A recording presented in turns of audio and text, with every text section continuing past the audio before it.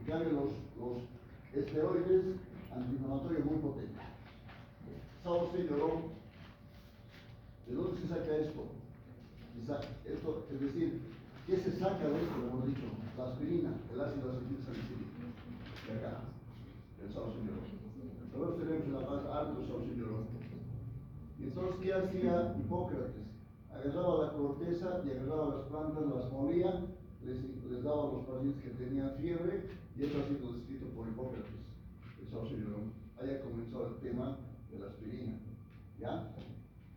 Entonces, Leo 1829 ya sacó una sustancia, la logra sacar una sustancia, y esa sustancia la llama salicina, salicina.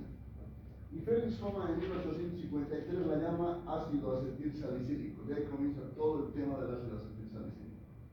La aspirina, hasta hace unos 5 años atrás, ha cumplido 100 años de que ha sido esto, es decir, ha sido dada por la industria farmacéutica para el uso de todas las personas, la aspirina. Y hasta esa época se han visto de que tiene aproximadamente 100 acciones farmacológicas. Imagínense, 100 acciones farmacológicas de la aspirina, es harto. Sirve para todo, la aspirina. Incluso disminuye la glucemia, sirve para pacientes diabéticos. Disminuye la glucemia, sirve para pacientes diabéticos. ¿Por qué no se utiliza para pacientes diabéticos? Porque las dosis son entre 4 a 6 gramos por día. 4 a 6 gramos por día, imagínense. Le va a producir úlceras gástricas. Entonces hay otros medicamentos que se utilizan para el tema de la diabetes. Ahí está la clasificación. Hay dos grandes grupos en AIDS. Los inhibidores no selectivos de COX-2, que actúan tanto con COX-1 y COX-2. Cuando hay un proceso inflamatorio, se activa una enzima que se llama ciclooxigenasa. Y la ciclooxigenasa es la tipo 1 y la tipo 2. En este momento yo me golpeo mi mano y aquí se activa la ciclooxigenasa. La 1 y la 2 se activan. ¿Listo? Especialmente ¿cuál? La ciclooxigenasa 2. La ciclooxigenasa 2 es patológica. ¿Listo? En cambio, la ciclooxigenasa 1 normalmente existe en nuestro organismo. En este momento, en todos nosotros, está funcionando la ciclooxigenasa 1. En este momento, está funcionando la ciclooxigenasa 1. ¿Para qué está funcionando la ciclooxigenasa 1? Para que haya, por ejemplo, adecuada filtración glomerular. Gracias a eso hay buena filtración glomerular, fibras de creatinina, todo eso, gracias a la ciclooxigenasa 1. Luego, la mucosa del estómago. ¿Por qué se forma la mucosa del estómago? Gracias a la ciclooxigenasa 1.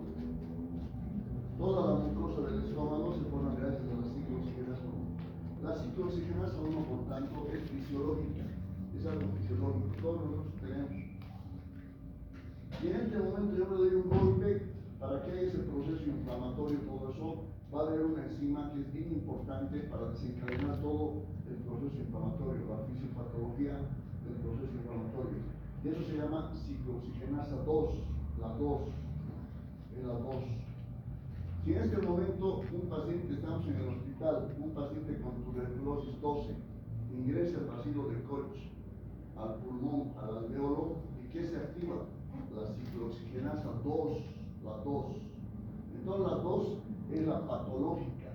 Se activa cuando hay algún agente agresor en nuestro organismo. La 2, todo es la 2. La 1 es normal, la 2 es patológica.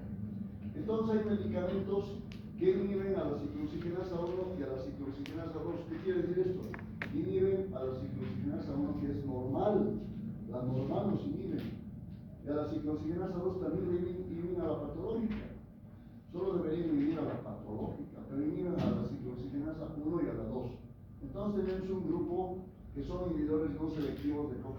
Quiere decir, inhiben tanto a la ciclooxigenasa 1, a la no patológica y a la patológica. Hay cuáles tenemos derivados del ácido salicílico, la aspirina y la sulfasalacina. La aspirina, ya sabemos, utilizamos para 1 millón de cosas. La aspirina es antiinflamatorio, es analgésico, es antitérmico, disminuye el ácido úrico, aumenta el ácido úrico, disminuye la glucemia, todo depende de la dosificación. Es antiagregante plaquetario, hay una infinidad de cosas. Derivados del paraminofenol. El famoso paracetamol y la fenazopirina. El paracetamol es un medicamento importante antiinflamatorio. ¿Por qué es importante el paracetamol? Si ustedes leen en la Sociedad de Reumatología, hay una patología que se llama artrosis. ¿Qué es la artrosis? Es la pérdida de líquido y cartílago entre hueso y hueso. Especialmente en personas mayores ya no hay buen líquido y no hay buen cartílago. Y como choca este hueso con este hueso se vuelve más grande y se hace artrosis. El paciente ya no puede mover bien el dedo. Igual ocurre en el codo, igual ocurre en la rodilla. Eso se llama artrosis. En La Paz, en Bolivia, tenemos cualquier cantidad de artrosis. Personas que tienen más de 60 años, se visto que tienen el 95% tienen artrosis. Eso no es una novedad. ¿Y cuál es el medicamento electivo para una artrosis? Se llama paracetamol, el paracetamol. El electivo, según la Sociedad de Reumatología, para la artrosis se llama paracetamol. Tenemos un grupo de los derivados de las pirazolonas, Y aquí hay un medicamento que se llama metamisol, el famoso metamisol, la dipirona o metamisol.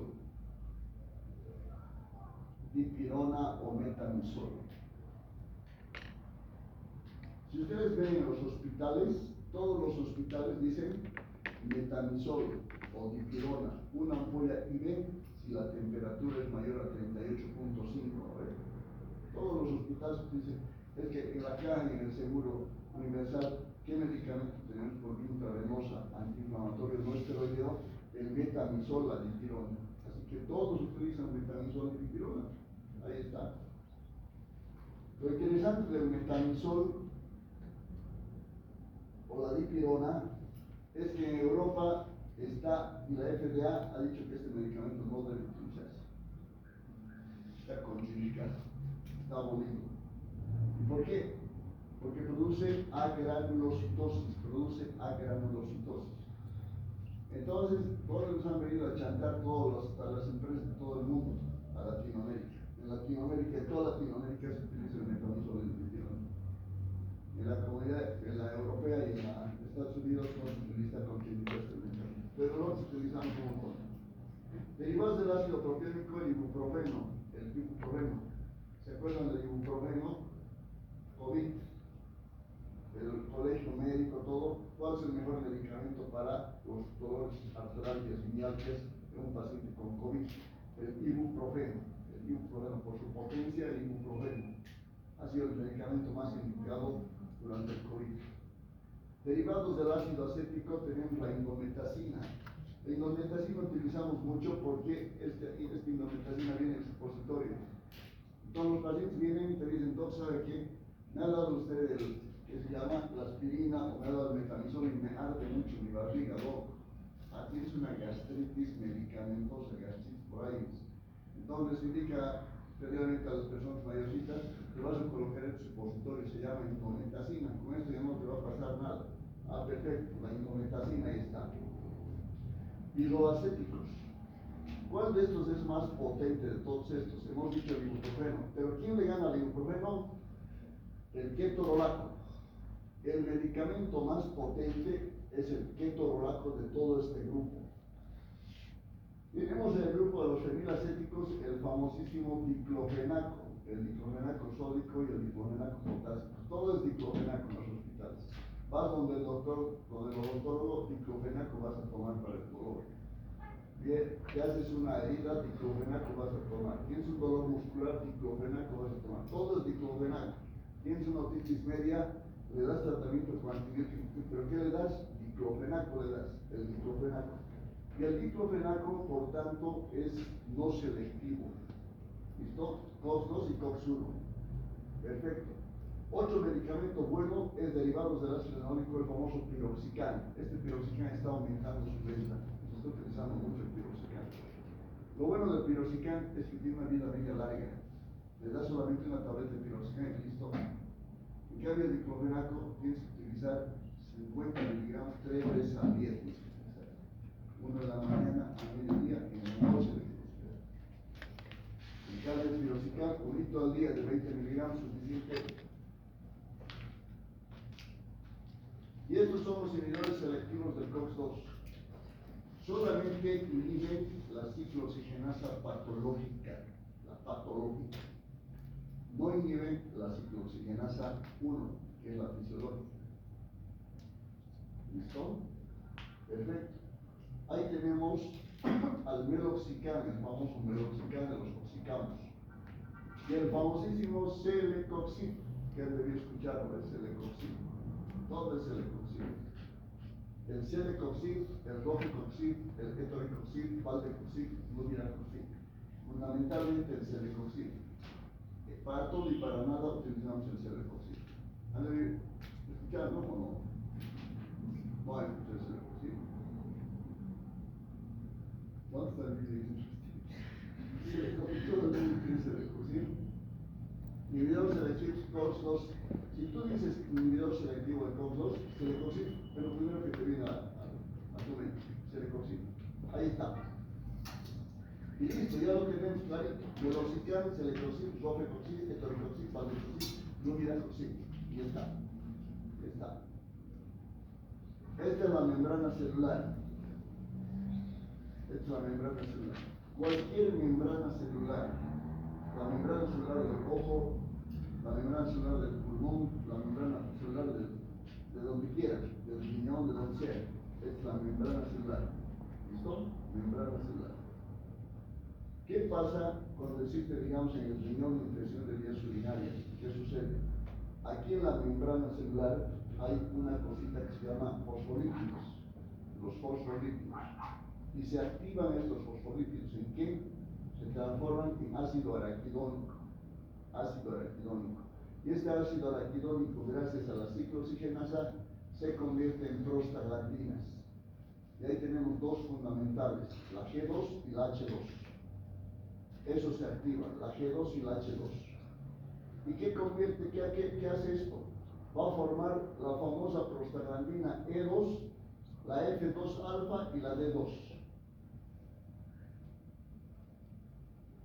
¿Listo? Y además, por el tromboxano va a formar el tromboxano A2, por el tromboxano sintetasa va a formar el tromboxano A2. Perfecto. Eso quiere decir, estamos en el hospital, hay un paciente con neumonía, con estreptococo de neumonía, nos tosen a nosotros, nos tose, y el estreptococo ingresa al pulmón. ¿Y qué pasa en el alveolo? En el alveolo se produce activación de qué? De los fosfolípidos. ¿A qué pasa? A ácido araquidónico pasa. Luego de ácido araquidónico, ¿qué pasa? Gracias a la ciclooxigenasa, a prostaglandina G2 y H2. Y finalmente, la prostaglandina E2 y la F2. Y gracias a la tromboxano sintetasa, al tromboxano 2. ¿Listo? Perfecto. Hay una infección de vías urinarias. Hay una infección de vías urinarias. Dice coli. Está justo en el glomérulo. ¿Qué pasa en el glomérulo? En la membrana celular. ¿Va a activar qué? Va a activar a los fosfolípidos. Esos fosfolípidos van a ser activados a ácido araquidónico, gracias a la ciclooxigenasa, va a formar prostaglandinas. ¿Listo? Recibimos un golpe en este momento, hay un golpe. ¿Qué pasa en el golpe? La membrana celular, ¿qué va a producir? ¿Qué va a producir? Fosfolípidos, los fosfolípidos, ácido araquidónico y luego, gracias a la ciclooxigenasa, prostaglandinas, todas estas prostaglandinas, gracias al tromboxano sintetasa, tromboxano 2, ¿no? Y está. ¿Y la prostaglandina qué va a producir? Va a producir vasodilatación. Yo me he dado un golpe en este momento y se produce un enrojecimiento aquí, vasodilatación. Como hay vasodilatación, ¿qué pasa? El plasma exuda aquí, o trasuda, mejor dicho, se hace un abón, salen los leucocitos, los polimorfos nucleares, interleuquinas, factor de necrosis tumoral, y se hace un proceso inflamatorio cerebral. ¿No? Entonces, eso es lo que ha producido al activar los fosfolípidos. Se han convertido en prostaglandinas y han producido el proceso inflamatorio. Y ya está. Muy bien, esto lo van a explicar ustedes. Esta es la ciclooxigenasa famosa. Imagen tridimensional de la ciclooxigenasa.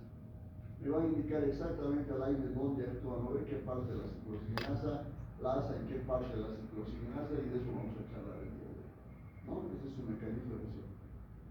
¿Cómo actúan estos medicamentos? Antiinflamatorios, son antiinflamatorios, son analgésicos, son antipiréticos y son antiagregantes planetarios. Esas cuatro cositas fundamentalmente producen. ¿Por qué es antiinflamatorio? Porque inhibe las prostaglandinas. Si inhiben la ciclooxigenasa, si inhiben esta ciclooxigenasa, ¿qué va a pasar? Ya no va a formarse todo esto. Por tanto, ya no va a haber prostaglandinas. Y si las prostaglandinas producían vasodilatación y producían el abón, ya no va a haber proceso inflamatorio. Es analgésico, es antipirético y es antiagregante plaquetario. ¿Por qué es antiagregante plaquetario? Porque al ser estimulados cualquier proceso infeccioso, ven aquí, estimula el fosfolípido, se convierte a tromboxano A2. El tromboxano A2 va a formar coágulos, de tromboxano A2. Si inhibimos la ciclooxigenasa, va a inhibirse esto, por tanto, ya no se va a activar estos fosfolípidos, ya no va a pasar a formar tromboxano A2 y por tanto ya no va a haber agregación plaquetaria. El tromboxano A2 se encarga de agregar las plaquetas, producir un trombo en las arterias. Por tanto, ya no va a haber agregación plaquetaria y estos medicamentos van a ser antiagregantes plaquetarios. Ahí están los fosfolípidos, hemos dicho, pasan aquí a ácido araquidónico. ¿Y gracias a qué pasan de fosfolípidos a ácido araquidónico? Gracias a la famosa fosfolipasa A2. Esto es importante. Gracias a la fosfolipasa A2. Entonces pasa ácido araquidónico. Y el ácido araquidónico, gracias a la ciclooxigenasa, va a formar los endoperóxidos. ¿Cuáles son los endoperóxidos? La prostaglandina G2 y el H2. ¿Y qué va a formar estos endoperóxidos? Tromboxano A2, va a formar prostaglandina E2, la famosa F2 alfa, la famosa prostaglandina E2, y esta, la fundamental, la prostaciclina. ¿Cuál es la prostaciclina? Es la prostaglandina I2. ¿Listo? Miren, de los fosfolípidos hemos pasado gracias a la fosfolipasa 2 a ácido araquidónico. Y el ácido araquidónico gracias a la ciclooxigenasa endoperóxidos. Y aquí también del ácido araquidónico pasa gracias a la lipoxigenasa forma los leucotrienos. Los leucotrienos tienen que ver mucho en la fisiopatología del asma bronquial. ¿Dónde actúan los antiinflamatorios no esteroideos que el día de hoy vamos a estudiar? Inhiben a la ciclooxigenasa. Solo inhiben a la ciclooxigenasa. Y por tanto, no va a formar endoperóxidos, no va a formar tromboxano 2, no va a formar esto y no va a formar prostaciclina. ¿Listo? No va a formar prostaciclina. Les cuento una cosita interesante. El tromboxano A2 es agregante plaquetario. La prostaciclina I2 es antiagregante plaquetario. Nos anotamos eso. Es antiagregante plaquetario. Va a actuar sobre la prostaciclina, ¿verdad?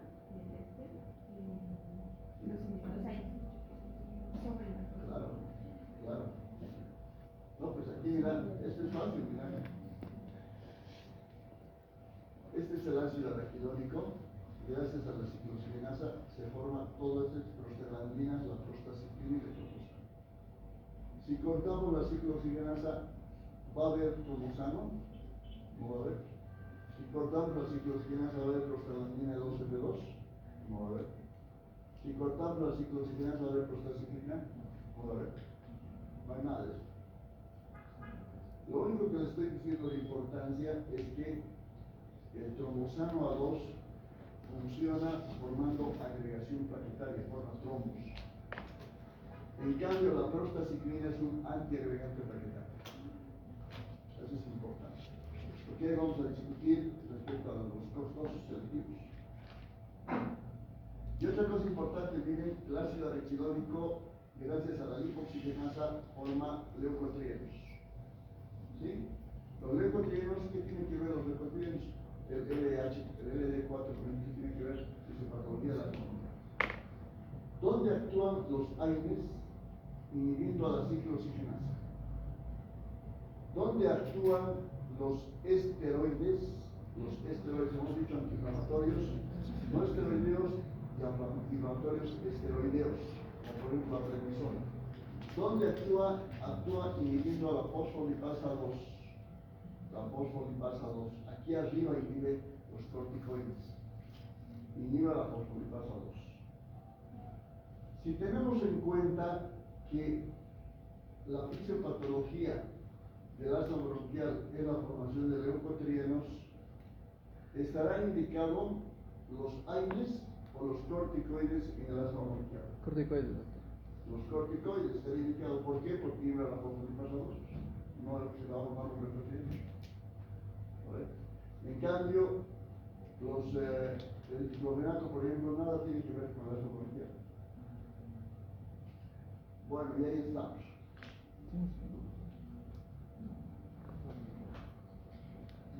Normalmente, de los fosfolípidos pasa ácido araquidónico, normalmente, ahorita no estamos hablando de patologías, normalmente la ciclooxigenasa 1 va a formar las prostaglandinas. ¿Y para qué forman las prostaglandinas? Miren, la E2 se encarga de la protección gastrointestinal. La I2 se encarga de la función plaquetaria, del flujo sanguíneo y de la función renal. El tromboxano se encarga de la función plaquetaria y de la regulación del flujo sanguíneo. Eso es normalmente con la ciclooxigenasa 1. ¿Listo? Y la ciclooxigenasa 2 es patológica. Forma esto en gran cantidad, ¿para qué? Para producir un proceso inflamatorio. Entonces la ciclooxigenasa 1 normalmente se encarga, por ejemplo, de la función renal, de generar buena función renal. Se encarga normalmente de que la mucosa del estómago esté bien protegida, normalmente. Ahora, si nosotros utilizamos medicamentos que inhiben a la COX-1 y COX-2, vamos a frenar la COX-2 que es patológica, pero también vamos a frenar la ciclooxigenasa 1. Y por tanto, ¿qué va a haber? Va a haber disminución del filtrado glomerular. ¿Qué más va a haber? Va a haber disminución de la protección de la mucosa del estómago. ¿Listo? Perfecto. Bueno. ¿Qué más? A ver, ¿qué más tenemos? Ahí está, es antiinflamatorio. Ahí nos dice antiinflamatorio porque disminuye la vasodilatación local, ¿eh? Si tú le das a Inés, ya no va a haber prostaglandinas, por tanto ya no va a haber vasodilatación. Y por tanto va a disminuir la infiltración de leucocitos y fagocitos y va a haber menos fenómenos proliferativos degenerativos.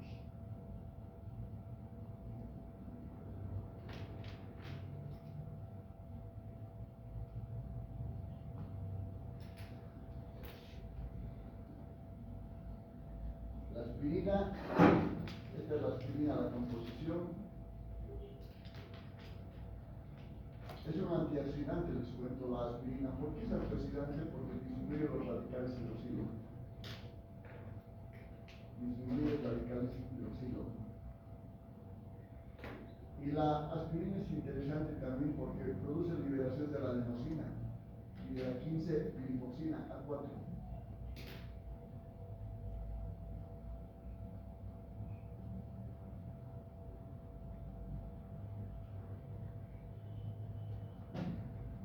Analgésico, ¿por qué es analgésico? ¿Se acuerdan de esto?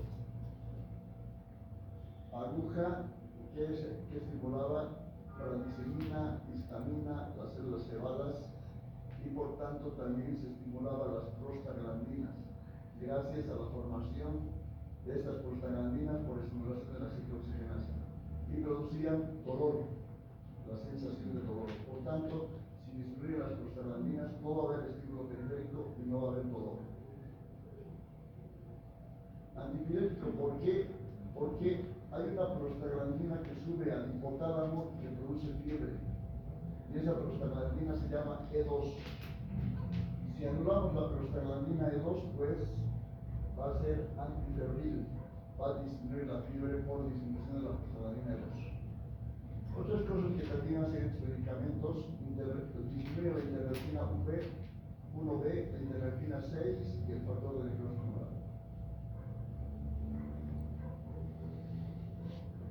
Esto es importante en el proceso inflamatorio, disminución de las interleucinas.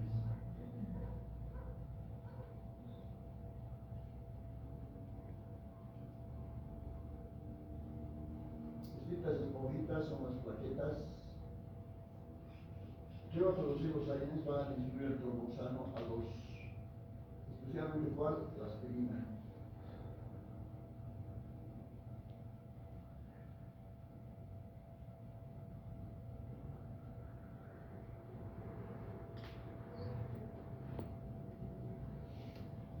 Aquí hay una cosa importante respecto a los selectivos COX-2, al celecoxib, a los selectivos COX-2.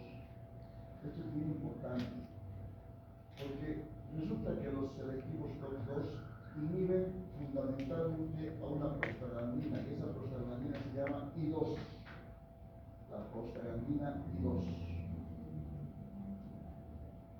¿Se dan cuenta? Entonces, entre los medicamentos que son no selectivos, que inhiben a COX-1 y COX-2, y selectivos COX-2, que inhiben fundamentalmente la prostaglandina I2, ¿cuáles?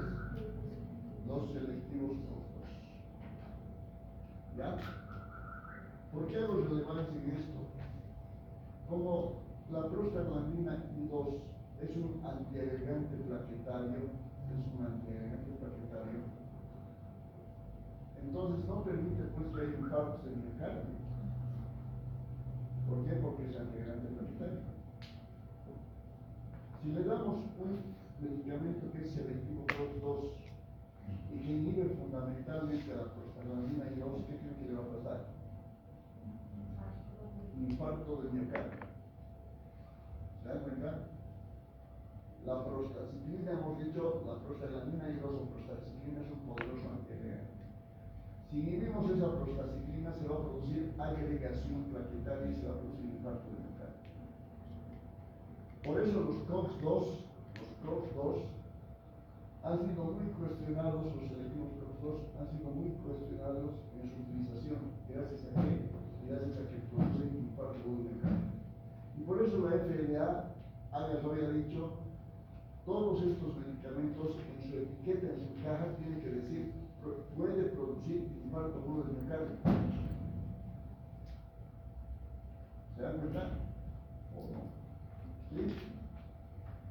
Perfecto. Puede producir infarto del miocardio. ¿Quiénes? Los selectivos COX-2. Y estamos, selectivos remotos, lesiones transversas.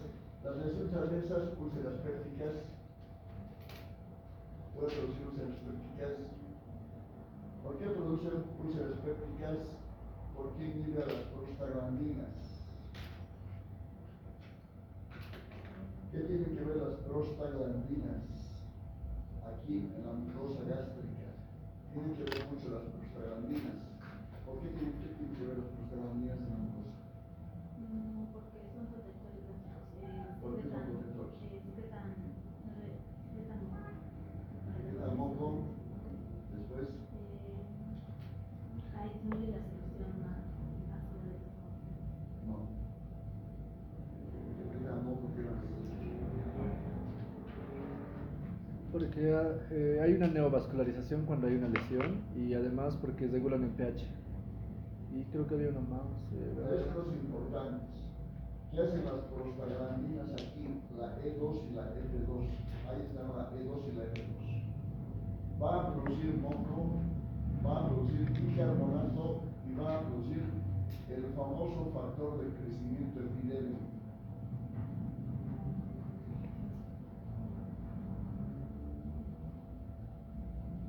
Factor de crecimiento epidémico.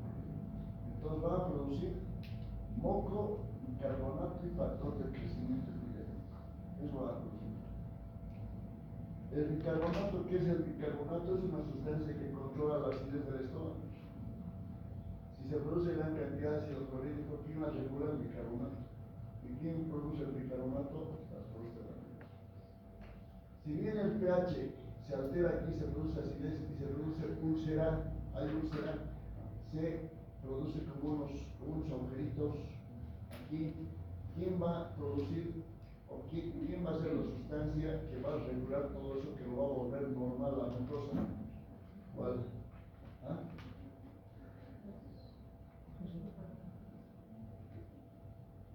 Claro, pero ¿qué va a poner las prostaglandinas?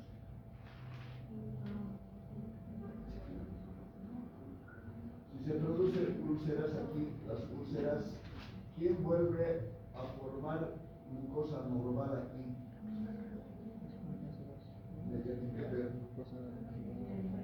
Mediante el factor de crecimiento epidérmico, el famoso factor de crecimiento epidérmico. Les cuento sobre el factor de crecimiento epidérmico, hay un montón de literatura. Factor de crecimiento epidérmico. Y ahí está también aparentemente el tema de la que se llama de la longevidad con el factor de crecimiento epidérmico. Está investigando harto el factor de crecimiento epidérmico. Anótense el factor de crecimiento epidérmico porque es bien importante. Seguramente en estos años vamos a hablar harto del factor de crecimiento epidérmico. Pero aquí lo que nos interesa es quién forma el factor de crecimiento epidérmico, las prostaglandinas. ¿Las prostaglandinas? Si tú le das al paciente un antiinflamatorio no esteroideo no selectivo, va a disminuir la prostaglandina y el factor de crecimiento epidérmico. Entonces, ¿por qué se forman úlceras cuando tú tomas diclofenaco? Por tres motivos. ¿Cuáles son estos motivos? Cuando tú tomas diclofenaco se forman úlceras. ¿Por qué? Porque va a disminuir la función de las prostaglandinas, que son las... ¿Qué? Va a disminuir la función de las prostaglandinas. Mira, ¿qué va a pasar? Van a secretar menos moco y no va a haber una secreción de bicarbonato, y el factor de crecimiento epidérmico también va a estar alterado. No va a haber factor de crecimiento epidérmico. Ya sabemos. Erosiones úlceras y está. Bueno, eso usted se va a comentar después. Este es un estudio interesante. Aspirina solita, riesgo relativo para hemorragia digestiva alta 3.6. Ya aspirina sola. Antiinflamatorios solitos 5. Combinados, la aspirina con AINE 10 de posibilidad de hemorragia digestiva alta. Aspirina solo 3.3. Coxib, los Coxib, riesgo de hemorragia digestiva bajísimos, 1.1. ¿Lo ven? Es bien bajo. ¿Por qué? Porque solamente está actuando sobre COX-2 y no sobre COX-1. Pero combinados 9.5. Y listo, ya hemos terminado. Efectos sobre la función renal, disminuye el flujo sanguíneo renal. Los años. ¿Qué más tenemos a ver? Hay varios niveles clínicos. Reacción adversa medicamentosa, fundamentalmente de todos los medicamentos. ¿Quiénes producen reacción adversa? Los antibióticos. ¿Quiénes son los siguientes? Los AINES. Los AINES tienen su importancia porque tienen mucha reacción adversa medicamentosa. Indicación clínica es una artritis reumatoidea deformante, sí podemos dar AINES, el diclofenaco. Profilaxis trombembólica, la aspirina. Dolor, AINES. Fiebre, AINES. Miren, ¿qué podemos utilizar la aspirina? Hay un estudio muy interesante de la aspirina. Tenemos mucha neoplasia de mama y neoplasia de colon. Hay alta neoplasia de mama y neoplasia de colon. Mucho hay en La Paz, en todo el mundo. ¿Cuál es el medicamento que se ha propuesto para evitar las neoplasias de mama y colon? ¿Cuál creen? La aspirina, 325 miligramos por semana. ¿Qué les parece? Súper. 325 miligramos por semana, una tableta tiene 500 miligramos, una tableta por semana y te libra de úlcera de colon, de úlcera de mama. ¿Saben lo que estoy diciendo? Esto es algo bien importante. Este estudio hay que leerlo. Lean en internet, neoplasia de mama y ASA. ¿Por qué? ¿Qué tiene que ver la neoplasia de mama y colon? Especialmente el colon, ¿qué tiene que ver la aspirina? Les cuento que es el intestino grueso. Las personas que son especialmente estreñidas, ¿qué pasa? La carne, especialmente la carne, se ha visto que la carne viene, va pasando así despacito por el colon, personas estreñidas, ¿y qué produce? Al paso de la carne por el colon, produce estimulación de la ciclooxigenasa 2, gran cantidad, y eso es lo que produce el inicio de un carcinoma de colon. Entonces, ¿qué hacen? ASA 325 miligramos. ¿Por qué? Inhibidor de la ciclooxigenasa 2. Súper interesante. Esto es muy interesante. Antecedente plaquetario. Todas las personas mayores de 60 años tienen aterosclerosis. Casi todos. Todo el mundo tiene aterosclerosis. ¿Y qué es la aterosclerosis? Es la acumulación de grasas en las arterias, ¿sí? Las arterias tienen que estar lisitas, ¿no ves? Totalmente lisas, ¿no ves? Tienen que ser lisas. Si hay un poco de rugosidad, ¿qué nos produce la rugosidad? El ateroma, el colesterol triglicéridos. ¿Qué cree que es rugosidad? Los polimorfos nucleares están por todo lado y las plaquetas son policías que van por todas las arterias, van bien. Todo tiene que estar lisito. Cuando alguna cosa no está lisito, paran ahí, alarma, vengan polimorfos nucleares, vengan interleuquinas, factores de necrosis tumoral, vengan plaquetas en gran cantidad de este resultado. Se forma un trombo, infarto de miocardio. Entonces, aspirina, hay que tomar aspirina como antiagregante plaquetario. Todo el mundo tiene que tomar ahora aspirina. Se han ido viendo en estos últimos 3 años, no sé si han ido viendo en el colegio médico, un montón de médicos que fallecen repentinamente. Ha entrado al baño, se está bloqueando, son muertos. Infarto del mercado. Hay jóvenes, no sé si han visto en el hospital, hay un montón de jóvenes. Estaba tranquilo, estaba bien, y ¡pam! Ya desmayó y se ha muerto. Un infarto del mercado. Se piensa que el COVID ha producido procoagulantes. Por eso todo el mundo está tomando aspirinas. La aspirina de 100 miligramos es la aspirina que utilizamos como antiagregante plaquetario. O no saben que estamos viendo la gente un montón por COVID. Ustedes normalmente, ¿ustedes o qué? No, pues hay un montón de gente que tiene varias patologías. Tiene neuritis, Alzheimer, se incrementó el Alzheimer un montón, y los infartos del miocardio. Pueden estar tranquilos, feliz de la vida. Pensarse en la dinámica, digamos, de farmacología sobre 15, 2, estar tranquilo. Si no, imagínense, estar tranquilos. Ahorita mismo hemos tenido un problema con familiares que le han robado el alto. Un problema. Está pesado la persona, ¿no? Pero bueno, estar tranquilos.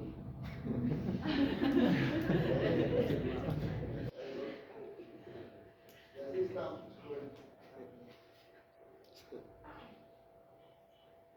Antiagregantes plaquetarios hay que utilizar.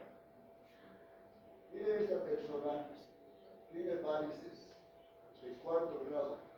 Primer grado son delgaditos, segundo grado más restricciones, y 4º grado golfos tienen. Hay explosivos como bolitas que se llaman golfos. Hay hemorragia sanguínea, y ¿qué creen cuando hay hemorragia sanguínea en la vena? Se vuelven coágulos, ¿vale? Un coágulo se vuelve. Todos esos pacientes tienen que tomar aspirina, definitivamente tienen que tomar aspirina, no se esperar. Tienen que tomar aspirina sin medida. Si ven algún familiar con esto, tienen que decir que tienen que tomar aspirina toda su vida. Porque si no toma aspirina, se obstruye aquí y se forma un coagulito aquí. Y cuando hay un coagulito aquí, no ven que las arterias vienen con sangre y luego se produce el retorno, ¿no? El retorno con sangre, el retorno, que viene el retorno a la sangre. Entonces aquí hay un punto, aquí hay un bloqueo, ya no retorna la sangre. ¿Y qué es lo que pasa? Se hincha, se pide así, se hace rojo total. Si está rojo, me está doliendo, mira, se me ha hinchado mucho. A esto se llama, ¿qué se llama?